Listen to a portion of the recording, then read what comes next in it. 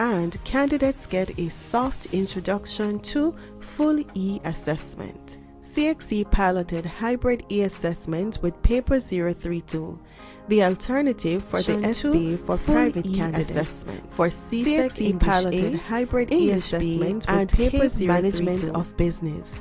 Now we're doing a wider rollout. CXC local registrars and exam centers will determine which centers are equipped for hybrid e-assessment. On exam day, you can feel confident and at ease about this new methodology, knowing that CXC has over 5 years' experience successfully managing e-assessments. You can find a sample of hybrid e-assessment at cxc.org. CXC is digitally transforming to serve you better. CXC is transforming for greater regional impact through its e-strategy framework. The components of the framework include e-product development. E-product development, which capitalizes on 21st century technology to digitize and digitalize qualifications, syllabuses, standards, and assessment, provides access to educational qualifications in a dynamic environment. E-QBank. An E-QBank is being developed to expand the CXC's e-authoring capabilities, including the design and execution of technologically enhanced items. E-assessment development. In this process, assessments are prepared, reviewed, and finalized through the use of an electronic platform. E-registration. E-registration is completed through the Online Registration System, ORS. This is used to capture candidate details for CXC's suite of offerings. E-assessment administration.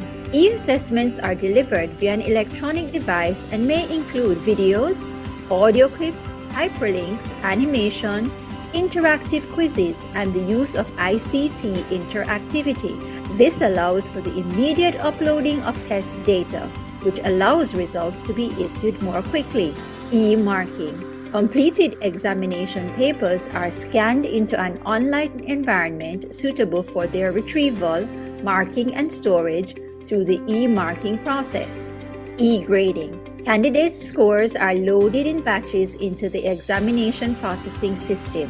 E-grading also reduces the probability of errors. E-results. CXC is developing a secure platform to enable employers, learning institutions, and other entities to validate the authenticity of the certification offered. The transformation of CXC's core business components will improve efficiency and flexibility and improve monitoring and control mechanisms used to ensure quality. The e-transition strategy will also expand access to examination offerings and lead to increased satisfaction. Life is all about choices. Your choice of career is one of the most important decisions imaginable. That's why the Caribbean Examinations Council, CXC, offers a wide range of certifications and support resources to help you land your dream job. Starting with the Caribbean Primary Exit Assessment, CPEA, the Caribbean Certificate of Secondary Level Competence, CCSLC, the Caribbean Vocational Qualification, CVQ, the Caribbean Secondary Education Certificate, CSEC, the Caribbean Advanced Proficiency Examination, KEA, and our Caribbean Certificate Degree Program, CXC-AD. We cater to learners from the primary to post-secondary levels, including on-demand, innovative certifications for all learners and educators. The choice is yours. Start your career journey with CXC. Visit our website cxc.org to learn more about our various qualifications.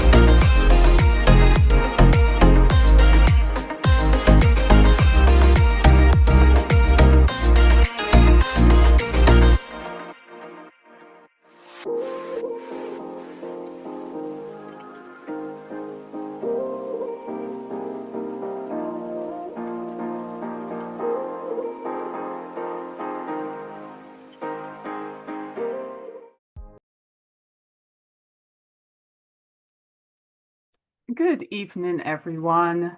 I'd first like to check that everyone can hear me well. If you can give me a thumbs up reaction. All right, perfect. Thank you so much. So we're already off to a good start. So my name is Folianne Tate, and I am the Public Relations Officer at the Caribbean Examinations Council. So I just want to say a warm welcome to you all, and thank you for joining us for our 2026 Examinations Town Hall. This evening is for students, parents, and teachers, and we look forward to an informative and a productive session with you. During the town hall, you will hear from members of the CXC Examinations, Administration, and Security Department, as well as members of the Examinations Development and Production Department. They will share key information and reminders to aid you in the preparation for your upcoming examinations. After the presentations, we will invite you, our online viewers, to use the question and answer feature in Zoom, or if you're following us on YouTube, you can comment in the comment section on YouTube with your queries. So to begin this evening, I'm going to invite Ms. Angela Lowe, Senior Manager within our Examinations, Administration, and Security Department, to deliver brief welcome remarks. Thanks, Folianne, and welcome to everyone. I hope that you can hear me well. So, just want to, on behalf of the Caribbean Examinations Council, I just wish to extend sincere welcome to all the candidates, parents, and guardians here with us and other stakeholders who have taken the time to join us today as we prepare for another upcoming examination cycle. In today's town hall, we've designed it to provide clear and practical guidance to ensure that you, our candidates, and our parents are well-informed, confident, and prepared for our upcoming exams. We also recognize that these exams can be stressful. It can be a very stressful period for you. And our goal is to reduce that uncertainty and to address some key processes, some expectations, and any updates that we know that you will need for the upcoming sessions. During this session, we will also share some important information on various areas, including our hybrid exams, our out-of-center policy, the CAPE AD, guidance on our pre-slips and how to access your results. We'll also be highlighting some expectations regarding the appropriate and responsible use of our AI and SBAs.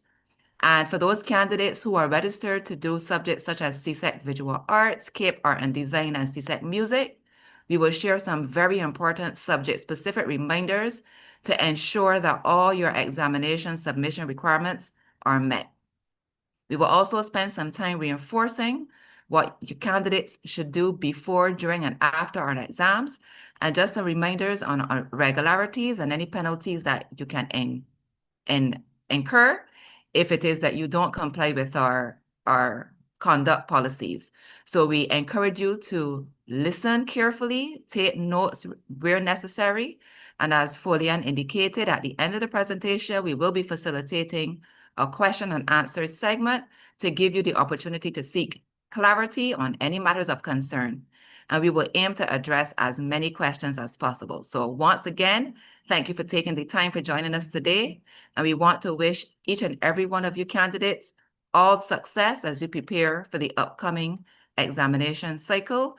And just remember, just do your best and try not to be too stressed out. And we just wish you the best. Thank you very much. Thank you, Ms. Lowe, for starting us off this evening.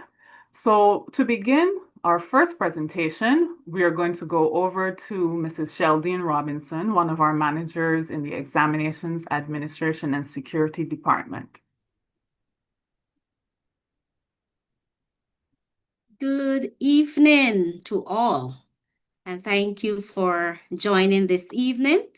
You would have witnessed not long ago a video on hybrid e-assessment, and therefore I'm going to speak a little bit about that at this point in time. You are familiar with our online platform, and when you sign up for your examination, you will be required to input a key code as well as a PIN. The key code is unique to every candidate, and the PIN is unique to the specific subject component that is being taken on that particular day. Now, candidates are required to pay attention to the information when they sign in and make sure that they're not signing in with another candidate's details. You must also ensure that if you're using your own device, because there's some territories and centers that encourage you to bring your own device, we would encourage you to take your devices to school ahead of the exam, be it a day, 2 days or so ahead of the exam, and allow your ICT, the IT technicians at the school, to ensure that the relevant secure client and the correct version is installed on the computer before the exam. Failing that, it means that you would have some challenges logging in because there's a specific version that we are using, and therefore, if you don't have the correct one, your key code and PIN will not work. For the hybrid, as was said in the video, the questions are displayed electronically on the computer, and you have your answer booklet. It's a hybrid answer booklet, so it would not have questions in it. It would just have the spaces for you to respond, and therefore, that's what you will do. You look at the computer for your questions, and you respond on your booklet. This booklet is at the end collected similarly to if you were using a regular face-to-face and non-electronic exam, and is processed in the same light. You are supposed at the end to ensure that you sign your candidate receipt and ensure that it is given back to you and you retain that candidate's receipt. You will hear that a little later just for emphasis. The list of compulsory assessment components is also found on our master timetable, and the link is there. You can go to our website and you can download the master timetable. That's not for you to use as an individual candidate timetable, but it's the overall master timetable, and it has the list of components that are E only and those that will be examined via the hybrid modality. You may write your questions relating to anything that I've said, and we will respond appropriately. If we go on to out-of-center arrangements, during the course of last year's examinations, we observed that several candidates were just turning up at different centers or different schools to take the exams. And we are cautioning you against this because there are regulations, there are rules that govern out-of-center arrangements. So if there's circumstances beyond your control as a candidate, and you cannot get to your examination center at the point in time, and CXC allows you to go to the nearest center, but that is only in cases of fire, bomb threats, flooding, or any states of emergency. Other than that, you are required to turn up at the center of registration, which is your everyday school. You are required to turn up there to do your exam. Waking up late, missing the bus, having those sort of challenges does not constitute an emergency, and therefore we expect that you would turn up on time for your examinations. You get up early, you take your time, get your good night's rest. You get up early and you get to the exam room half an hour ahead to settle yourself and prepare yourself for the exam. You're expected and advised to make every effort to attend your school for the examination. This is important because there are several administrative challenges that occur when you inadvertently turn up at another school that's not your school. So we're advising you to do just that. You are further advised, as I would have said before, to retain your candidate receipt up to the time of results release to ensure perchance something had happened when you turn up at a different center and CXC has not received it, that we can confirm via your candidate receipt. Let's move to the next slide. CAPE Associate Degree. So with the CAPE Associate Degree, we've recently revised the Associate Degree booklet. There were some changes that were made and that you need to be aware of. or the credit system. There are 10 units that are required to acquire the associate degree, 6 credits each, grades 1 to 5. And there's a maximum of 5 years you have to complete your associate degree.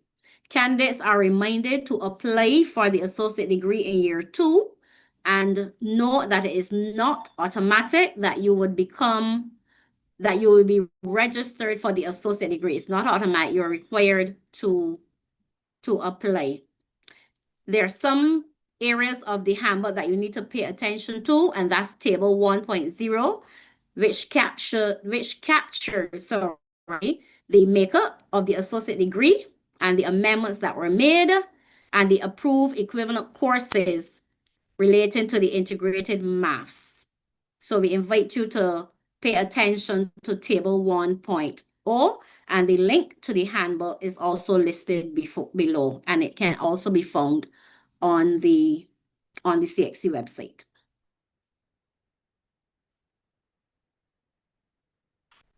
Mrs. Karen Holder will proceed from here to speak about E-preslips. You'll hear from me a little later. Thank you.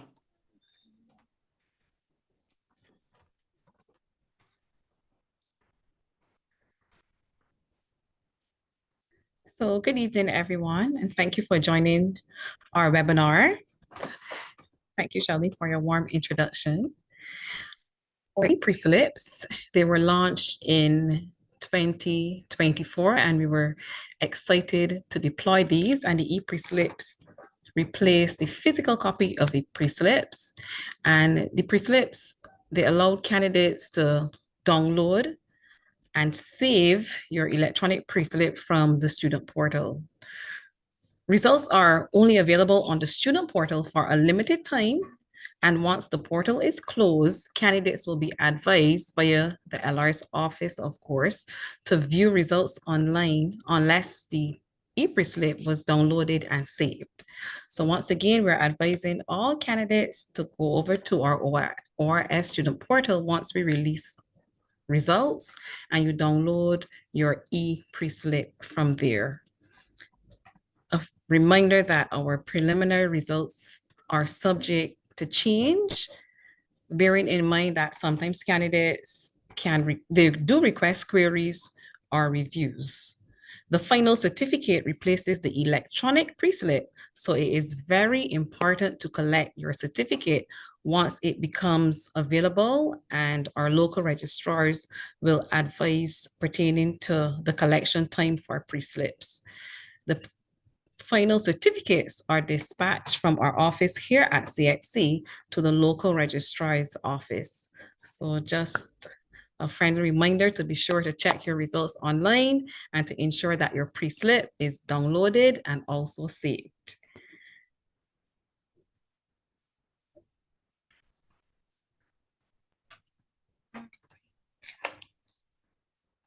Good evening, everyone. So now we'll be talking briefly about SBAs and the usage of artificial intelligence as it relates to the SBAs. Now, we have adapted these levels from Perkins, and we would have spoken about this some time ago because this was launched when we launched our AI policy. There are 4 levels. However, currently at this point in time, we have only adapted levels 1 through to 3, and I'll just briefly go through what each level speaks about. Now, level 1, it's where we don't allow AI to be used in your SBA.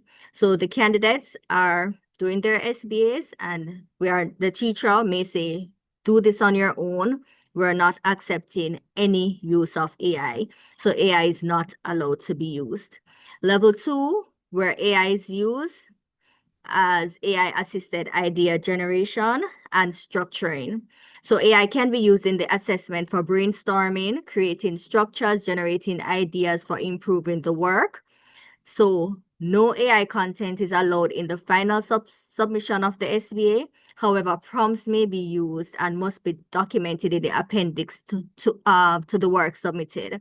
So you can use AI to generate an idea. Let's say it is an art piece and you want an idea of what to draw. You can use AI to assist with creating that idea.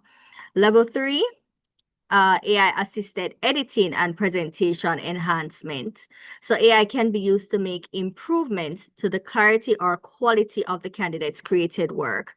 And that keyword there is the candidate created work to improve the final output. But no new content can be created using AI. Additionally, AI can be used to generate videos, GIFs, among others, to improve the presentation of the work submitted.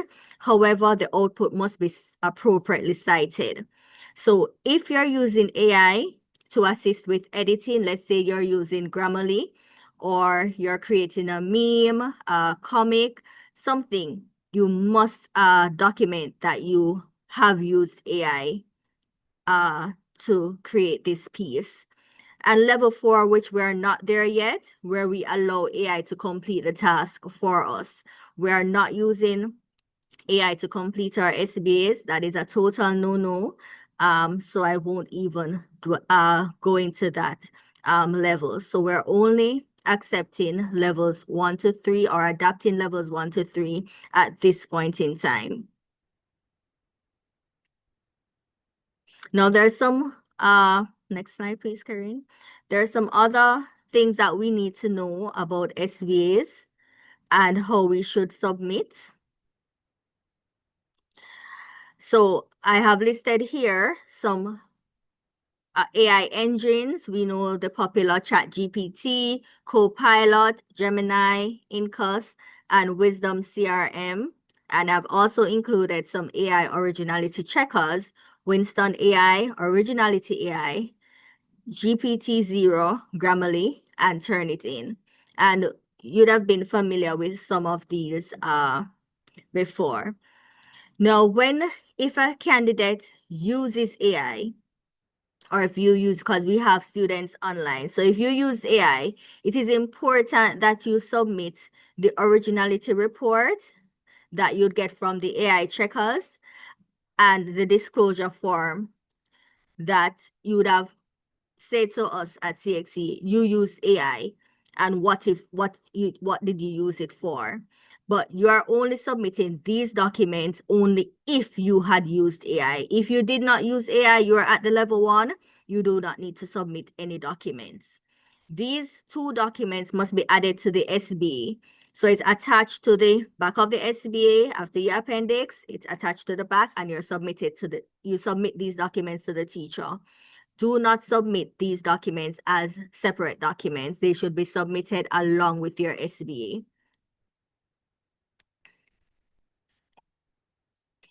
Now, there are some key information that you need to pay attention to as it relates to CSEC Visual Arts, as it relates to submission and submission of your pieces. So in preparation for the examination, of course, read all instructions carefully. And this is for all exam. I cannot emphasize this enough. Read your instructions carefully. Take the sketches, working drawings, and explanatory notes into the examination for all options except drawing. Greenware, which is the unfired ceramic or sculpture pieces, must not be submitted for examination. All clay pieces must be fired. Okay, after the examination, take photos of finished work. Inform your invigilator or your teacher if your work requires drying time. Securely attach all work to be submitted, and of course, ensure that your candidate number is attached as well. For Cape Arts and Design Unit 1, again, read all instructions carefully. Prepare explanatory statements on the 4 concepts. For Unit 1, 2-dimensional art where printmaking is used, there must be an edition of 3. Ensure there is access for natural clay to be fired.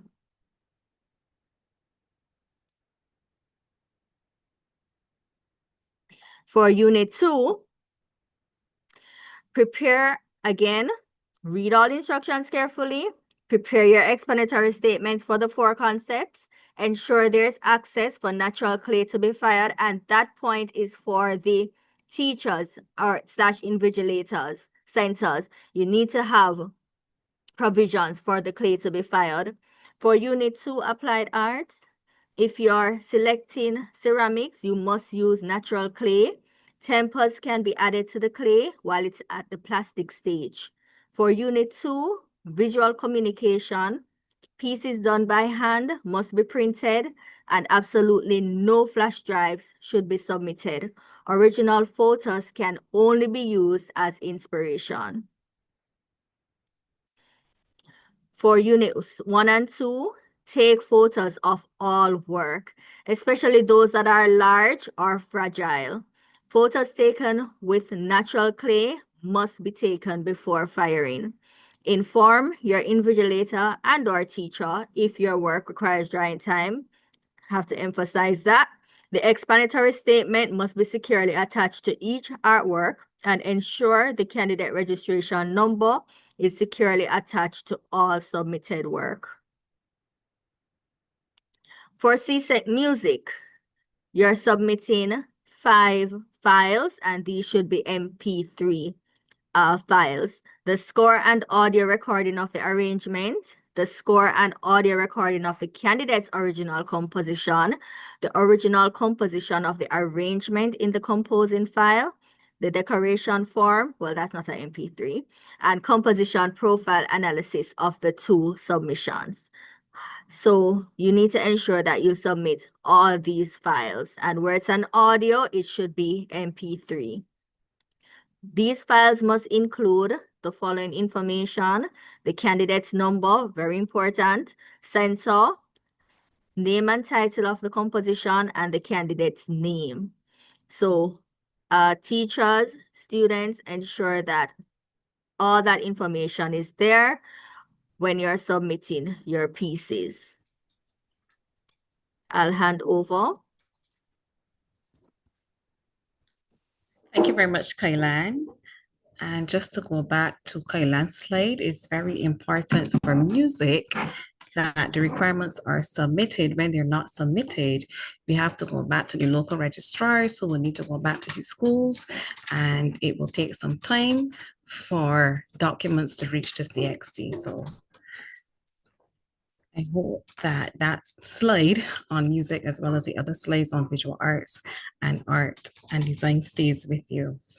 Prepared for your examinations, we ask that candidates read timetables carefully, and this includes the guidance notes at the back. We ask that you refer to the subject syllabus when preparing for your examinations. You can always liaise with your school teacher. It's very important to create a study schedule, set aside some time. Once you get your study leave, you can set aside time during the day, at night, whichever time you prefer, to relook your notes, do your revision, and focus on what you need to study to prepare for your final examinations. It's also very important to get enough rest and to eat healthy. How can we as parents, I'm a parent, how can we as parents help? We can help by talking to your child. You don't want to overwhelm them or put too much pressure on them. Exams in itself can be stressful.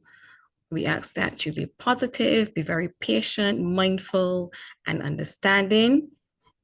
Keep that door open in case your students awards, they want to discuss anything with you pertaining to the exam, whether they're a little bit worried, how to manage the very schedule that we discussed just now, and just keep that door open, to calm and allay their fears as they prepare for the upcoming examinations. Make sure that the environment is conducive to studying, as far as possible. You may want to avoid loud noises. Some students prefer to study and listen to music, but as far as possible, focus on the exams. You don't want to be on TikTok and YouTube and social media all hours of the night and not focus on the exams, but ensure that the environment you're using is quiet and is conducive to studying and getting ready for the exams. A balanced meal and adequate rest, as we said before, these will also contribute to, having a successful examination day, and also set realistic expectations as you prepare.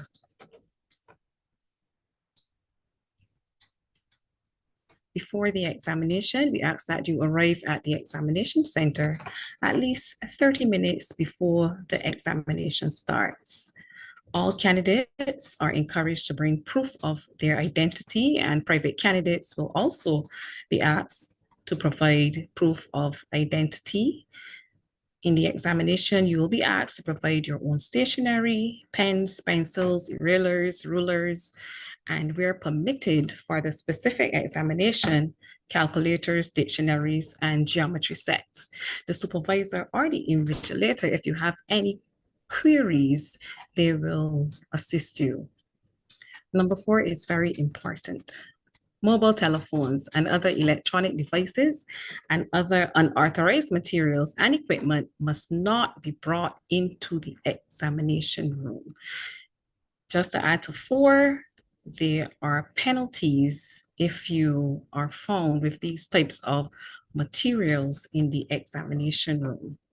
And number 5, follow the instructions given to you by the supervisors and the invigilators. Raise your hand if you have a question. Supervisors or the invigilators, they will give you the time remaining. I think it's every 20 minutes. And if you have questions, just be respectful to the supervisors and invigilators, and they will guide you accordingly. During the exam, again, follow all instructions given by the supervisors and invigilators. We ask that you do not disrupt other candidates who are sitting the examinations. Read instructions on your papers carefully. As Kailan said earlier, write your registration information in the spaces requested. This is how we will identify you. Again, manage your time well as you prepare for our upcoming May-June examinations. Review your answers. If you have time remaining, go over your responses to the questions. Stay calm, and we encourage you to stay focused. At this time, I'm going to hand over to Sheldine, who will continue to give you some more information on what should happen during the examinations. Thank you. Ms. Erin, before I continue with during the examination, I want to pick back up on one of the slides that Mrs. Holder would have examined earlier with respect to penalties.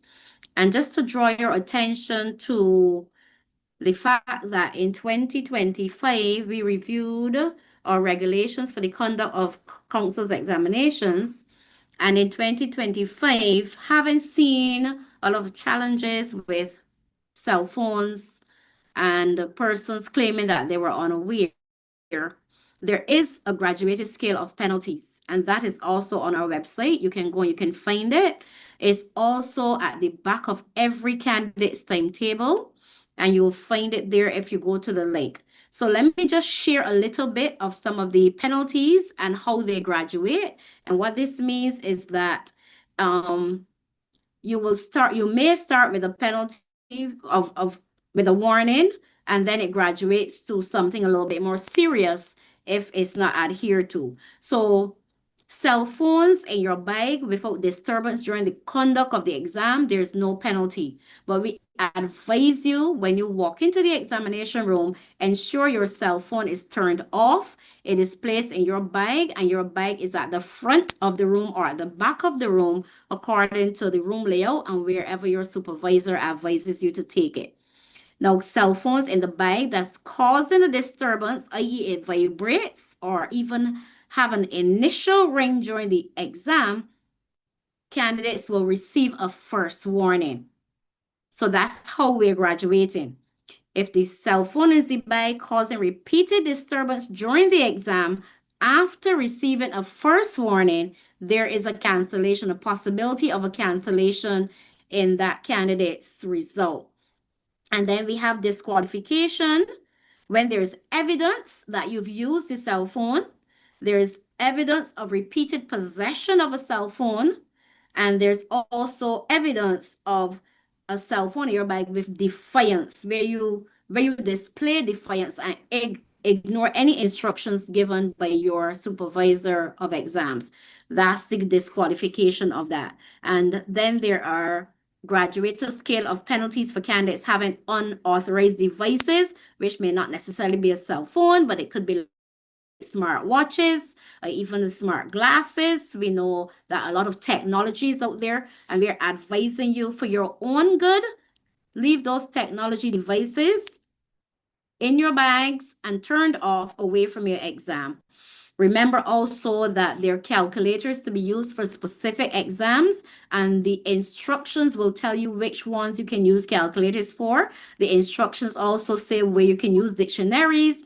The instructions say where you can use data booklets, mathematical instruments, geometrical instruments. Yes, the instructions say clearly where and when those things should be used. So I just want to draw your attention to that. And before I continue with during the exam, I also want to let you know and to allay any fears. Last year, we did an extensive amount of subjects via the hybrid modality.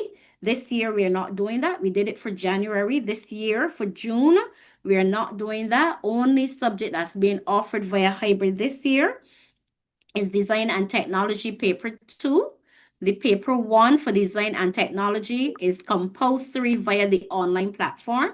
So Paper 1 must be done via the online platform for Design and Technology Unit 1 and 2, and Paper 2 is done via the hybrid modality. Now, the other subjects that are E-only, mandatory for CSEC, EDPM Paper 3-2, Information Technology Paper 3-2, and Theater Arts Paper 3-2. Those are mandatory and must be done online only. EDPM Paper 2 is a mixture of both paper and electronic format. All paper ones, that's the multiple choice paper, is offered both in the electronic format and paper base. For the CAPE subjects, the ones that are offered online only are animation and game design, digital media, and performing arts paper 1. Please note that while all paper 1s are offered in both modalities, the art and design paper 1 for both Unit 1 and Unit 2 is offered via paper base only. All of this information I've just shared is at the back of the master timetable, and if you can get your hands on it, it would give you that guidance. On to the slide before us. During the examinations, we're inviting you to follow these instructions. Do not leave the examination room during the first 30 minutes unless there are exceptional circumstances, and of course, you would need to share as much as you can with your supervisor in order to get permission to leave the examination room. You're not to communicate with any other candidate by no means, whether it's a slip of paper underneath the desk, whether it's a whisper, whether it's something thrown in the air. None of this is allowed in the examination room, and you're supposed to be compliant, so do not leave the room without the authorization of the invigilating staff. You're not to offer assistance or give assistance to anyone in the room. Don't borrow a pencil, don't borrow a sharpener, don't borrow a rubber, don't even lend them yours. Ensure you come to the examination room with everything that you need. Do not use liquid paper on the multiple choice answer sheets. It challenges the device when it is being scanned in order to correctly mark or to grade your multiple choice paper. So you need to ensure there's no liquid paper and also there's no gel pen that's being used. Your 3B pencil is all that you need for your multiple choice answer sheet. After the examination, discontinue your work. Once the supervisor says it's time to stop, please stop writing. Please stop on your electronic device if you're using the online modality, and surrender your paper, your answer booklet, and submit your work if you're online. You're not allowed to remove any exam materials such as mathematical tables or any unused booklets, any multiple choice information from the examination room, and must ensure that when you leave, you take your candidate receipt with you because you will need it, and hold on to it until your results have been issued. And do not leave the room until instructed to do so. Thank you so much. That's it from me.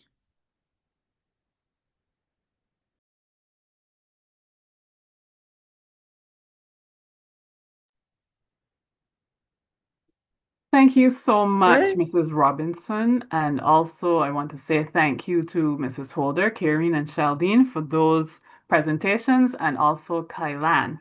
So as we've closed off the presentations now, I know there was a lot of useful information. It was probably a lot to digest, but of course, we're now going to open the floor. And what we want to do is to have you pose your questions, submit your questions to us so we can help, so we can answer. So those of you in Zoom, you can use the Zoom Q&A feature. I can tell the interest is high because we've been getting questions throughout the presentations. And if you're following us on YouTube, you can submit your questions in the comments there on YouTube. So what I will do at this point, I will start with the questions in our question and answer section of Zoom. So first up, and those, my colleagues, you can let me know which one of you would like to answer the question. So the first question we have here for the night is, what do the moderators do when they visit our schools?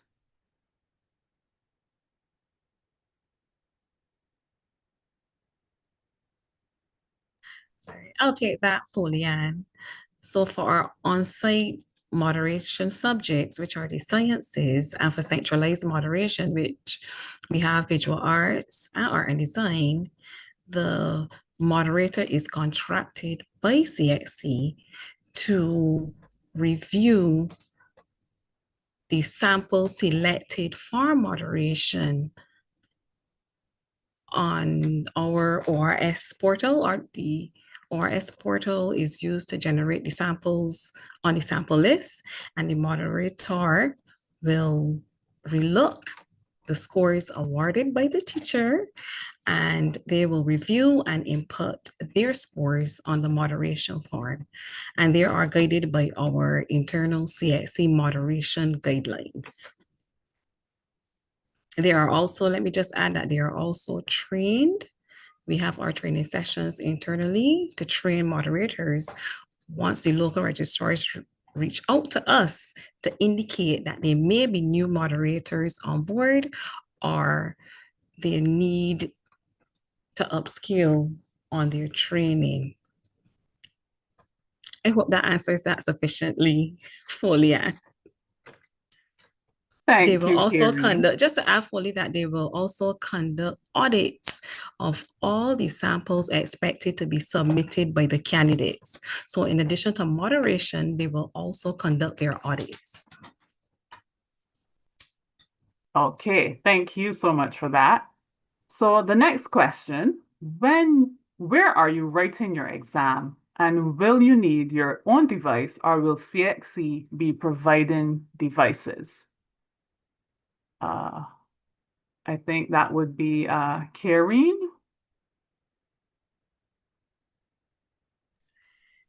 Oliane, I'm going to hand that over to Sheldine, who will have more information than I do. No problem.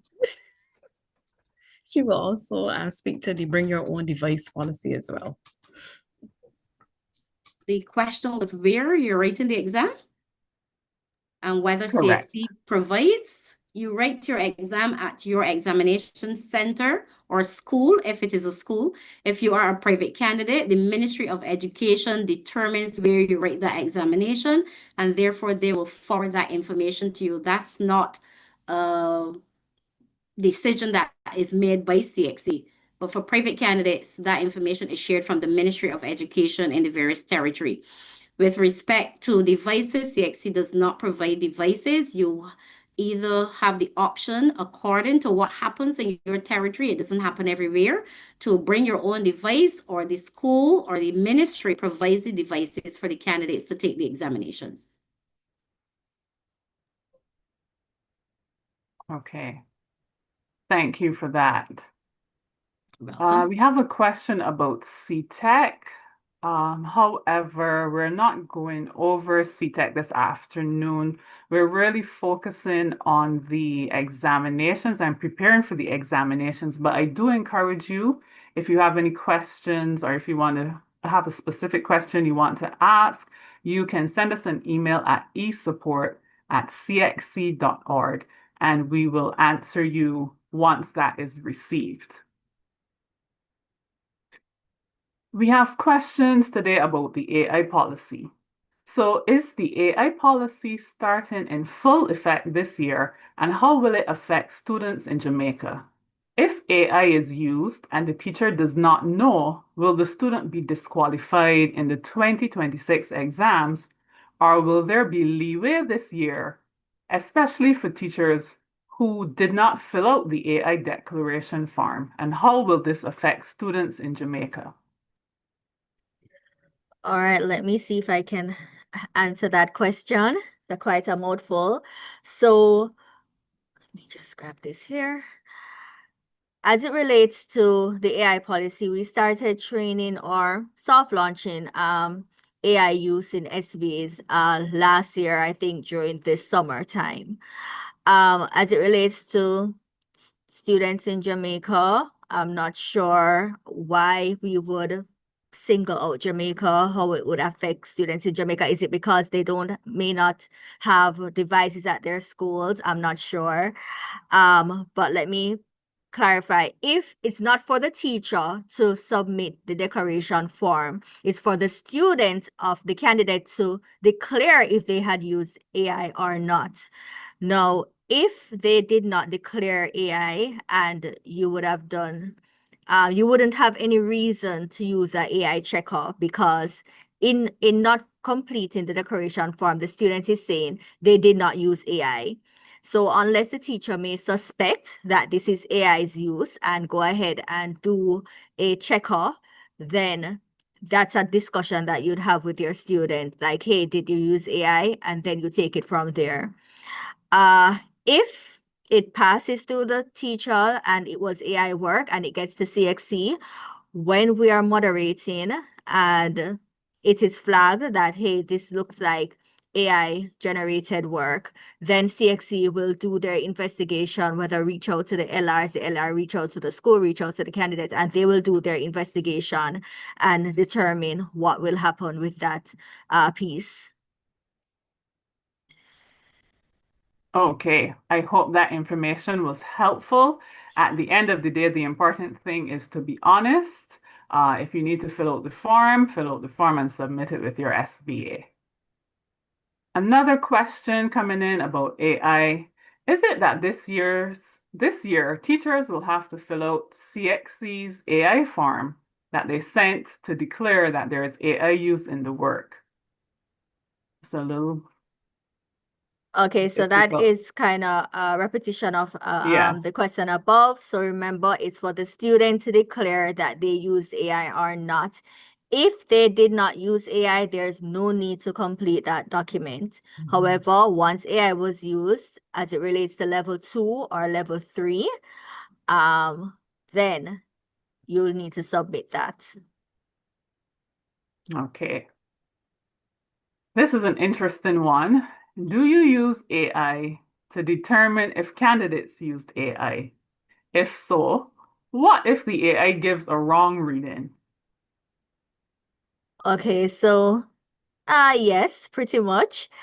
But we know that when using the originality checker, we may get some data that's not so accurate. However, still submit your document, and there you can put that information in that you have run this, because we have had cases where teachers are saying this is the student's original work, but when it's run through the checker, it is saying 80% originality. Still submit that and we will do our checks. Remember, this is new. We'll have teeth and pains, but we're trying to ensure that it's fair and there's equity across the board for all. Okay, that's good to hear. The next two questions kind of ask the same thing, and I think you answered that because they were asking about the originality and, the documents are being scanned or the information is being scanned, but the score is coming back saying it is low originality when it might have been an original document. So as you mentioned, you would look into anything like that. Let's see what else we have here.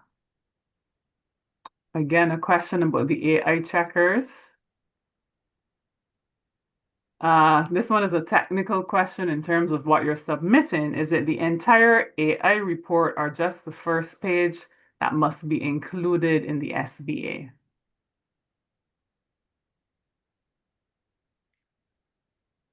Nisha, can you help me with that one? But I do believe we just want to see the percentage of the checker, the originality percentage. Yes, that's correct.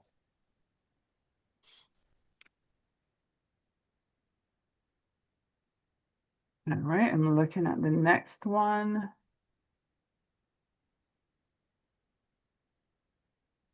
I think we kind of covered this one as well, asking if no originality report is submitted, if the SBA is still put through the AI checker. So I think, No. yes, we're being, sorry, go ahead. Not necessarily, unless the moderator or the marker feels as if this is AI's work, then it will be put through. But we're not sending every piece of work through the checker. But it is possible that your work will go through if it raises a red flag. Okay. I have a question. When can candidates expect their timetable?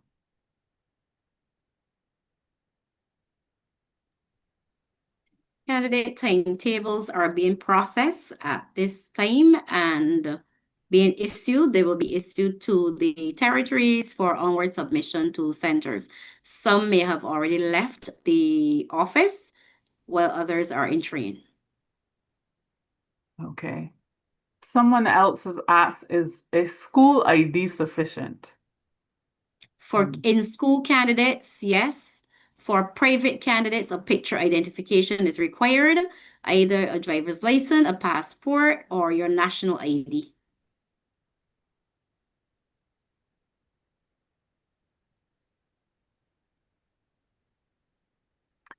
One question here, what is the procedure for using AI for labs? Okay, so I had this question before. So AI for labs. Of course, you're using, it will possibly be level 2 or level 3, where you would be using for level 3. If you're writing your discussion for the lab, you could use AI to assist with your editing, the language. If it is that it's a lab where you're not marking for diagrams of obviously for biology, you do get marks for diagrams. You would not be marking AI work for that. So you could be using AI for different parts of the lab that it's not heavily graded. So like the drawing, of course not. If it is that you want to rephrase your conclusion, anything like that. Of course, for planning and designing lab, you would not allow the candidates to use AI for that, because a part of that grading is coming up with the procedure. So the teacher has to monitor what is acceptable as it relates to level 2 and level 3 for labs. Okay. Is it okay when using AI for the SBA that you can ask for help with calculations and typing information, and we as students can reword the information to make sure it is clear and the reader understands it? Okay, so you want to do that in the reverse. You want to do the work first and then ask AI to rephrase. So you'd want to do that in reverse. So yes, you may ask for calculations. That's okay, but you'd have to, of course, you have to cite it and let us know what the prompts are when you would have used AI. So again, try to do the work on your own first before you put it into AI for AI to manipulate it.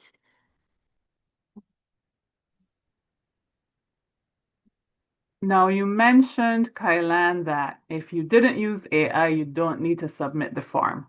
So we have a parent who's saying that their son's school has asked the students to submit the form even if they didn't use AI. So for all SBAs, they're being asked to submit the AI originality checker. So the question is, will they be penalized for attaching the form? No, they will not be. They will not be penalized. And I presume the school is just doing their due diligence because a candidate will use AI but not disclose it. So I guess they're just trying to cover their bases. This question is about CAD-based exams. Will students be required to use their own laptops, or will they be using the school laptops? And then they're also asking, will they be given flash drives, or will they have to use their own flash drives? I can answer in part. I may need the help from Sheldon or Karine, but some centers allow the students to use their own laptops. And I'm thinking for CAD, we're talking about the technical drawing or the BMed subjects. So some centers allow the candidates to use their own laptops, while some schools will have the students use the lab. That's correct, Kailan, because I've seen both. Right. So I'm not sure about the flash drive submission. I do know they have to save the document. I'm not sure what they do after that. So this question is in relation to candidates in Jamaica.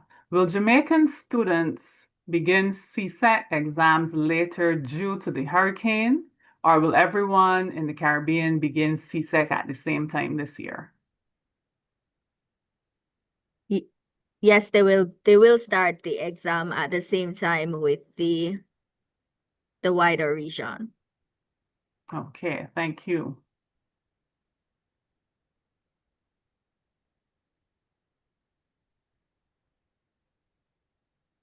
All right, we have a technical question here about the AI. If students did not use AI, but an originality checker indicates a 75% match with AI, should I still attach the report and complete the form? If I choose not to attach the report or fill out the form because no AI was used, but it appears on your end that AI was utilized, what will happen to the SBA? Remember, if you did not use AI, there's no reason to send it through the originality checker. And if you did, you can submit the report. However, you can make a note that you did not use AI. Okay.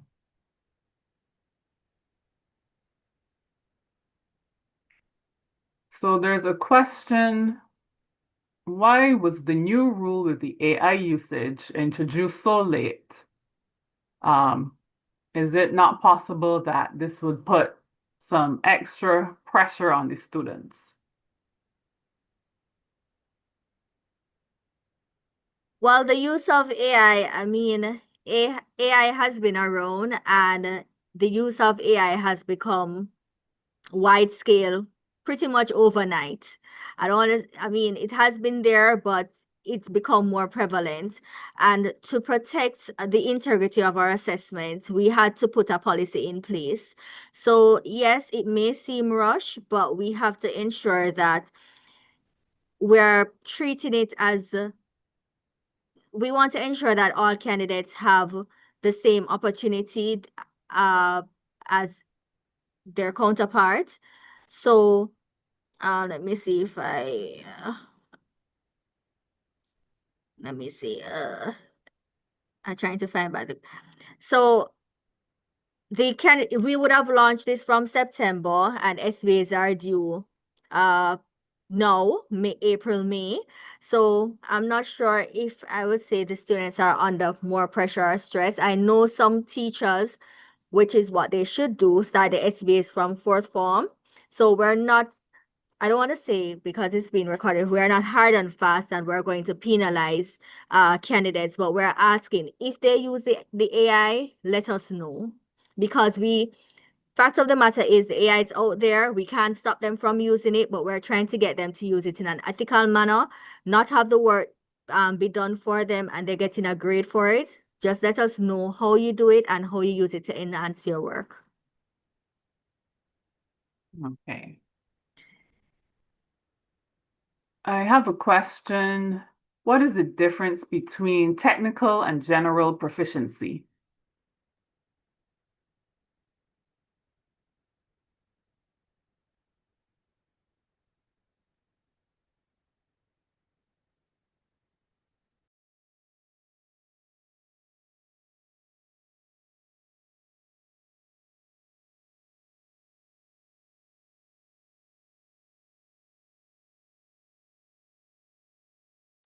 All right, that sounds like we can share a response with that participant via email, share some more details with them. More AI questions for us. Are students who are suspended for any reason from school still allowed to take the exam? Can you repeat that last one for me?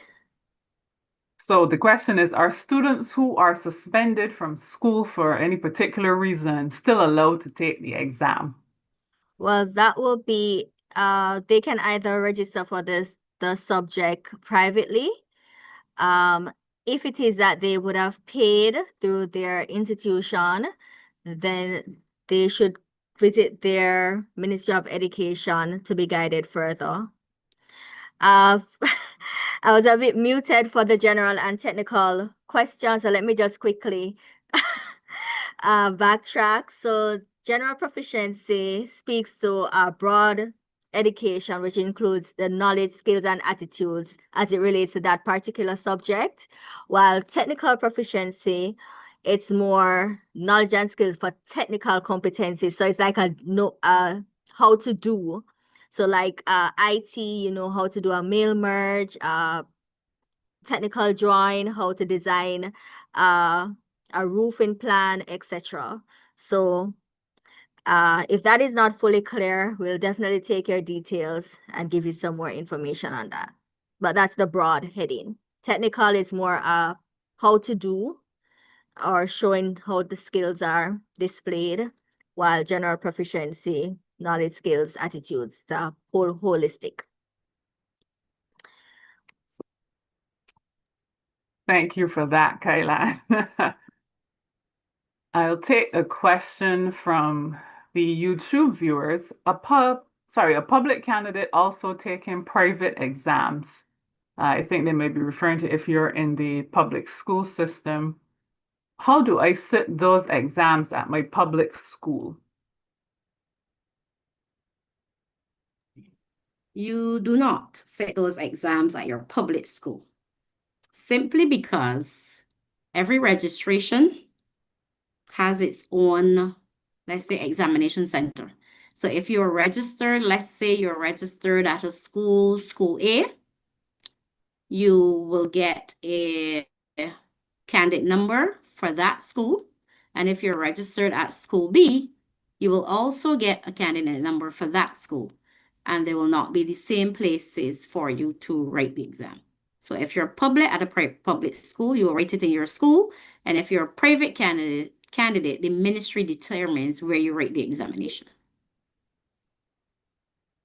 Thank you for that, Sheldine. Someone asks, what is the appeal process if you're accused of using AI?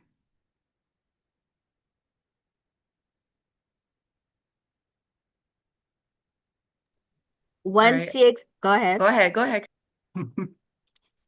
Go ahead, Angela. Okay. So if the candidate has been flagged or suspected to use AI during more than likely through the marking process, CXC has its own internal procedures where once that script has been flagged, there are internal processes and investigations that we would use to investigate the suspicion, inclusive of contacting the school and giving the candidate and the teacher an opportunity to provide evidence and statements, etc. And based on that evidence, we will make whatever relevant decision needs to be made as relates to whether a penalty should be applied or not. Where a penalty has been decided that a penalty will be applied, there is an appeals process. Once the penalty has been given, there is an appeals process that the candidate can utilize to appeal that penalty. Then the decision then is given over to the appeals committee, which is an independent body who can review all the evidence. The candidate has an opportunity to provide more evidence, and the appeals committee decision is final. So that's essentially the process. Thank you for that, Angela. I have two questions about CSEC Visual Arts. So the first question, how many pieces per expressive forms are required for visual arts? Off the top of my head, I am not sure. However, if you leave your information, your email in the question and answer, we'll get back to you. But I do believe that information is at the back of the SBA, of the syllabus.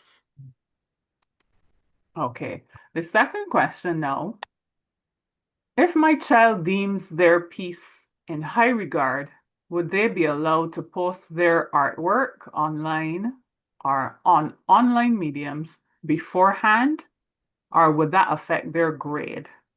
I ask as the CXC committee would have a physical copy to verify the legitimacy directly.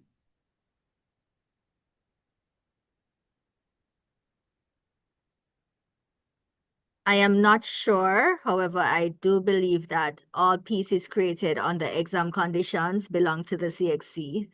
So that is what I know at this point. However, you can leave your email and we can research that further for you. Right, just to add to what Kailan is saying, yes, the pieces prepared for your final examination work are the property of the council. However, candidates can request to have the reflective journal returned after marking and our review period is completed, as well as SBAs. Thank you, Karine. A question this time about the private candidates. So someone wants to know, when will candidate numbers for the private candidates be available?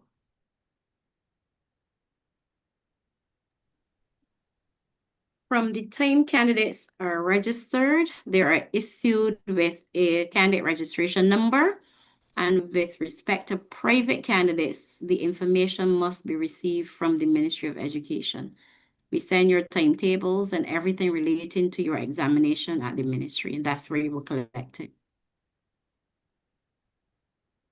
Thank you, Sheldine. An interesting question here. In terms of marking, are half marks awarded, as I have asked teachers, and the answers are varied?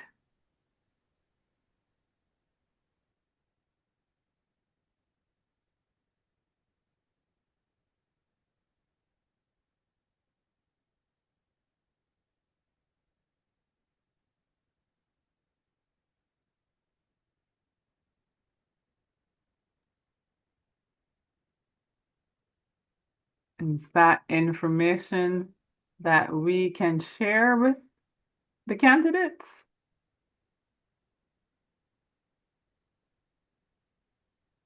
Can you repeat the question, please? I'm here trying to answer questions in That's the no chat. problem. The question was, do we award half marks? No, we don't. No, no. Okay. Thank you for that. Now back to the AI questions and the AI checkers. For SBAs with a word count larger than what the AI checkers can process, would the students be required to submit multiple reports for separate parts of the SBA?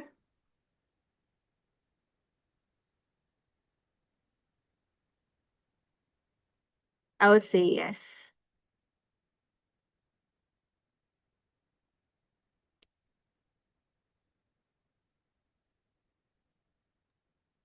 The question here, the current declaration form requires the teacher's signature. Is this mandatory? Well, yes, because it's the teacher that is uploading these grades into the portal. So yes. A question about the languages. For Spanish, CSEC, the oral specifically, is there a part that is being excluded? I think it was the situations. The person is trying to confirm if that is accurate.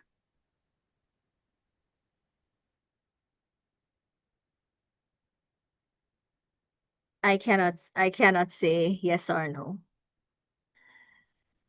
Well, can you just leave your email and we'll get back to you on that to confirm?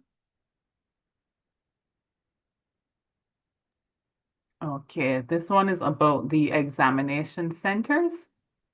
How would a candidate know which center they will be sitting the exam at? Would they be collecting the information from the Ministry of Education, or would the information be sent via email? I think I responded to that in the chat. But as I would have indicated before, if you are in a school, the information would be collected at your school. The ministry would send it to your school. You would get it from there. If you're not in school and you are a private candidate, it will be received. You can collect it there. I think sometimes the ministry do email persons, and persons always are not always available or around to receive it for some reason. But you should make your way once you're a private candidate, you haven't received anything. I would advise you not to sit around and wait for the ministry to respond. I would advise you to go to the ministry to collect your information or make contact with them to collect your information. I have reports of candidates who miss exams because they're waited and they were unaware that what the process was, but that's not something that CXC can determine. That's a activity for the ministry. Okay. Now, a concerned student is asking, they submitted the SBA, they used AI, but they weren't aware of the new AI policy. So there was no form completed. And so they're wondering what will happen since the SBAs and the labs have already been submitted.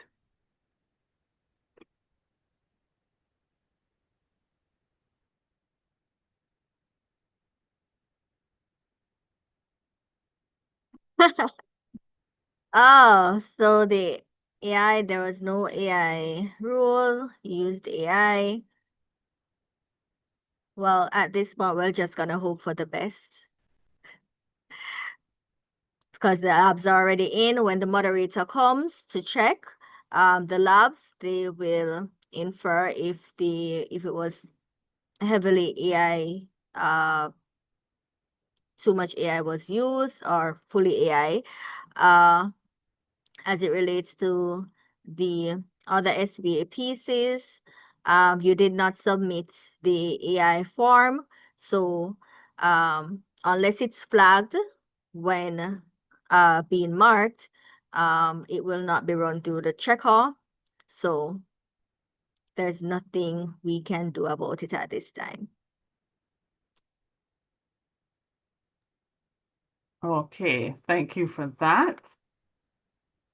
We have a question now. Once the results come back, sorry, I'm finding my place.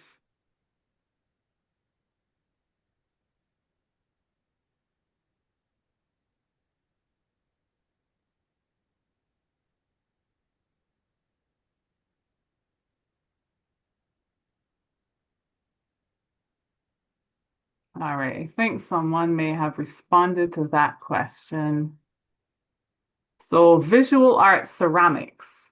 What is the time allotted by CXC for the drying and firing of ceramic examination pieces before the pieces are shipped to CXC? Well, I don't think we have a time allotted, but the pieces needs to be shipped to CXC by a given date. So the invigilator / school will know what date that is. So you should give the candidate adequate time for the piece to dry. Okay. Hi, Folian. Sorry to interrupt. I just want to go back to that question regarding the non-disclosed use of AI. So please ask the student from that center. We would need their principal to write to the local registrar explaining the situation and ask them to forward that on to CXC. And we will manage it from there. Okay, so the principal contacts the local registrar so that we They write to the can. local registrar explaining the situation, and the local registrar will submit that to CXC. Okay, great. Thank you for that, Angela.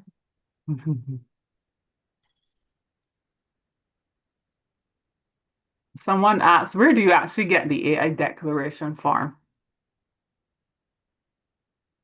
Nisha, can you share that in the chat? Yeah, I can drop it in the chat because I've been sharing it before. Okay, awesome. Right, perfect. Thank you.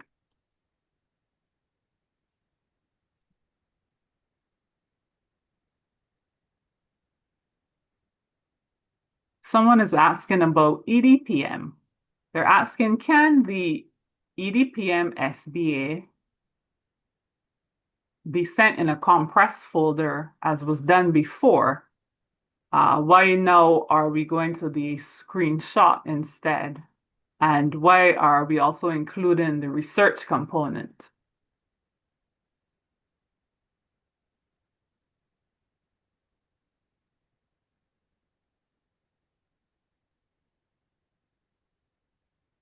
I don't have the answer to this one at all. All right, so we'll ask that person to So share their Nisha, information and we can find out. Polian, that person could just send us an email to esupport@cxc.org. The officer for EDPM is not on the call, so we would take the query and make sure that we get a response for that person. All right, perfect.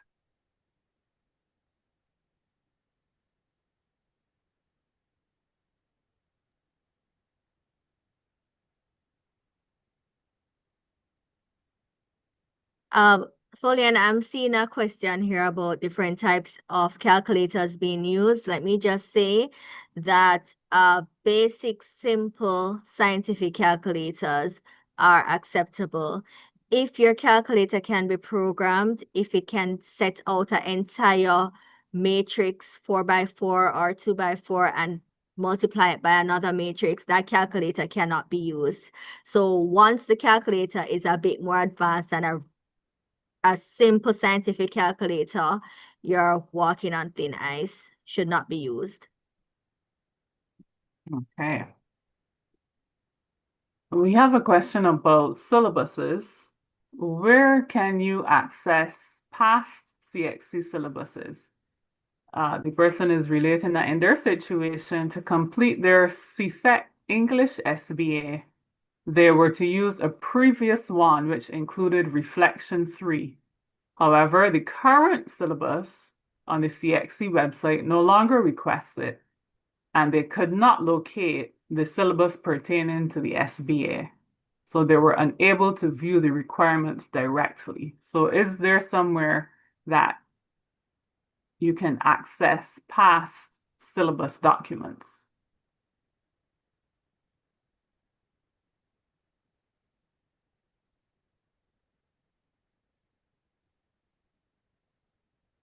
Folia, I would ask the person to clarify because the syllabuses that are on the website would reflect what we are using for the current exams and going forward. So I am not understanding why they would need to access a previous syllabus to complete a current SBA. Okay.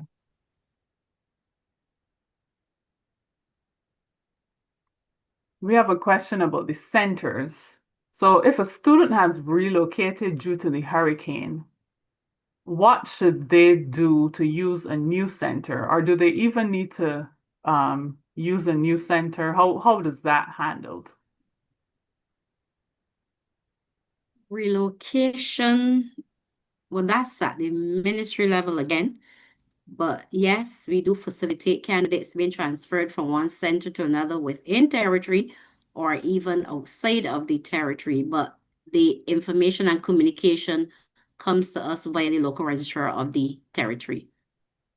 Okay, perfect.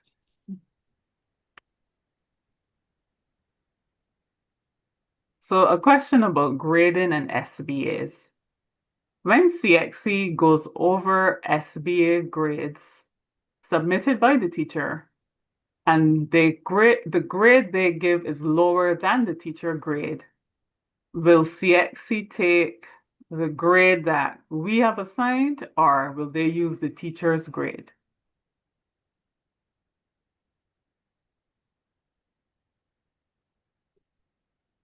Karine, you want to answer that question? No. Well, I'll go ahead. No, Kailan, you can go ahead. I was going to give this question over to you, but there's an internal process that we go through that will determine the final grade. And you can add to that, Kailan. Right. So in essence, the teacher grade may not be the final grade. However, and when the papers are moderated by CXC, those would usually be the final grade. So if it is that we mark a sample of the SBA, whatever grade the candidates get, it's a bit of an internal mathematical program. So we call it those will be moderated, and every candidate across the region will basically get that grade. Okay. For the visual arts SBA, would CXC run the physical copy through AI, or will there be a submission of the online document as well?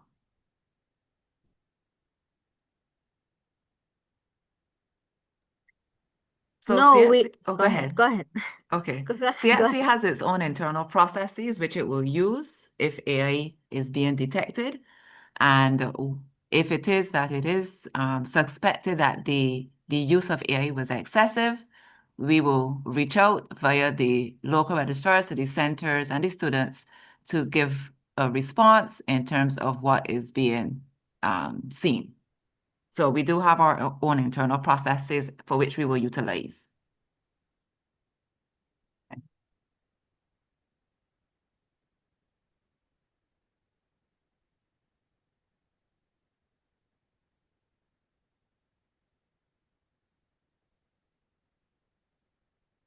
A question about the SBAs and how it is factored into the final grade. So they say, the writer says they're curious how the SBA mark is factored into the overall grade and who finalizes it. Okay, so each subject has usually 3 components. Music has, I believe, only 2. Once the SBA values 20% of your, usually 20%, I know technical drawing, I believe it's 40, don't quote me, but most most subjects, the SBA or paper 3-2, which is the alternate to the SBA, values 20%. When a teacher, your classroom teacher, will mark your SBA, you'd get a mark out of the 20%. Once that is submitted or to the portal, what CXC does, we mark a sample from the center, right? So we mark whether it be 5 or 10 samples from the center. What we look for is if the teacher grade and when we're marking it, we're going to call it the moderated grade, if they correlate with each other. If it is that we realize that the teacher has been very lenient in how they were assigning the grade, let's say we have seen possibly some SBAs where the information that was presented is not a true representation of a 20% full marks, yet those are cases that we have seen, or a teacher may be marking too hard. So when we look at the teacher grade versus the CXC moderator grade, we make some judgments and we try to ensure that the candidate get the grade that they deserve.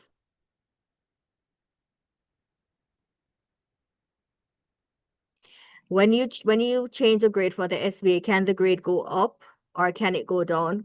Precisely, it can go up or it can go down once CXC marks it / moderates it. There's a question here about the mathematics paper. What does the mathematics paper 3 consist of? The water paper 3, which is the alternate to the SBA, it should models what a SBA should look like. So for mathematics paper 3, for the SBA, you're required to do some form of investigation. So the alternate to the SBA would present a case study of some investigation, and you have to draw tables, graphs, analyze information, etc. And I do believe in the syllabus, you may have a sample of a paper 3-2 there. Okay, great. There's a question here. I'm not sure if it was covered in your previous response about the calculators, but if a calculator is silent and non-programmable, but it can do matrices and other functions, it is not allowed? Correct, because that would not be fair to a candidate that does not have such calculator. So calculators have different functions. It may be simple or promoted as simple, but if I can put my 2x2 matrix and multiply it by another 2x2 matrix and it gives me the answer, that would not be fair to someone who has to work it from all through the steps. So no.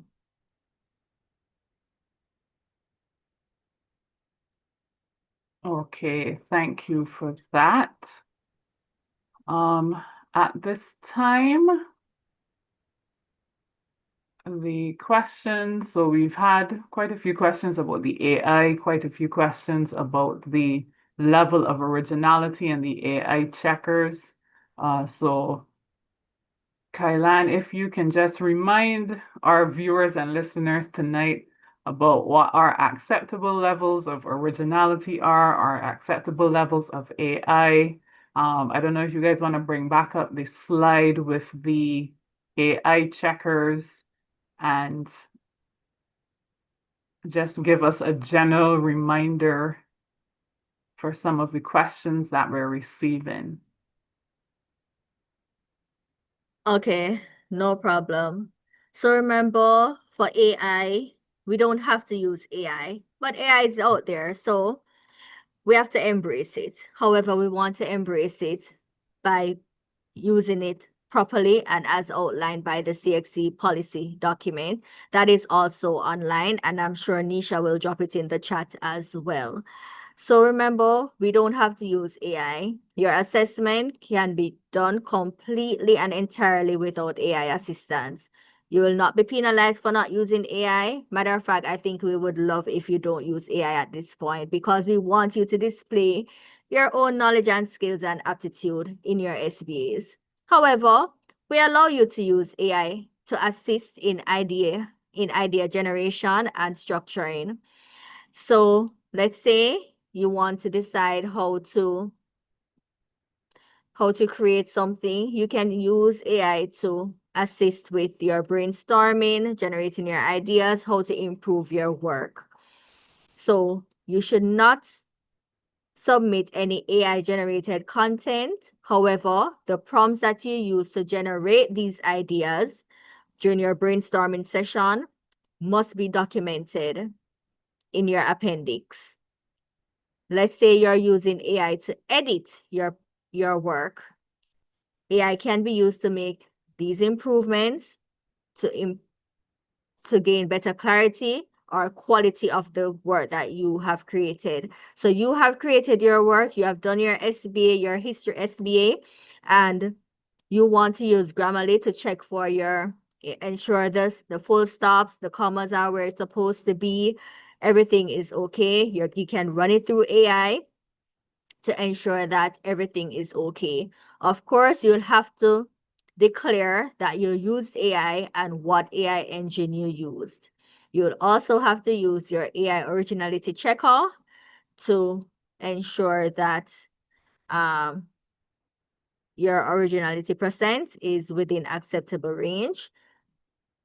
And here I have a list of AI engines and checkers that are popular. Of course, we know there are others, but these are some of the ones that we recommend.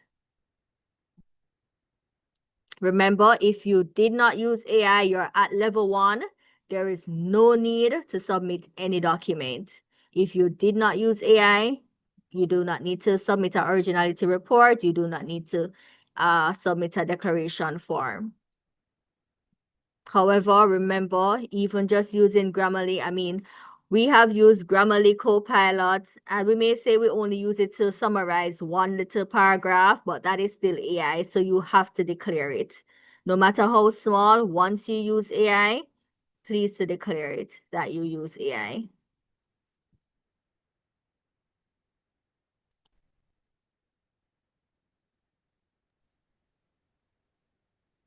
Okay, thank you for that, Kailan. I saw a question asking if the recording will be available after this. And we always share these recordings on our YouTube channel, as we know everyone will not be able to make it. So we want to make sure that everyone has the information, as a lot of you will have the same questions as we've seen tonight with the AI. So I know that the responses that we've shared here and the questions that you've asked will help a lot of your fellow either students or colleagues or parents as you prepare for the examination. So as we look to close this evening, we really want to hear your feedback on today's session. So we have a QR code here. You can scan it to access the survey, complete it, let us know what you thought, let us know what you would like to see done differently. I'll give you a chance to scan that.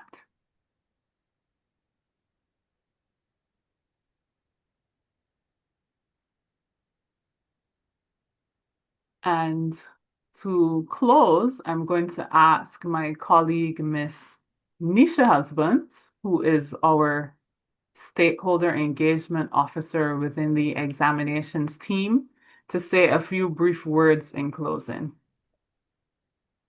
Thank you so much, Folian.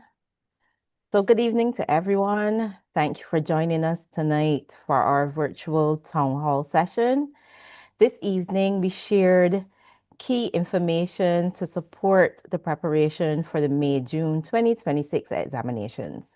You would have heard about hybrid and e-assessment, the CAPE Associate degree, the E-preslips, SBAs, and the responsible use of AI, subject-specific requirements, and essential reminders about examination regulations and conduct. On the behalf of the Examination Services Division, I thank our presenters, our moderator, our support teams, and most importantly, I thank you for your engagement and for your questions. Candidates, we encourage you to stay organized, to prepare early, and to follow all instructions carefully. Parents, guardians, and teachers, thank you for the critical role you play in helping candidates to stay focused, prepared, and confident. We wish all candidates every success, and we appreciate your continued partnership. If you have any additional questions after the session tonight, please use our official channels.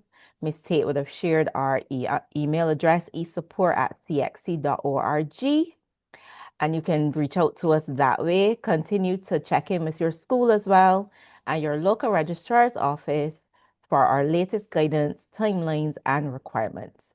So have a pleasant evening, everyone. And before you leave, you are reminded to please scan the QR code and complete our survey.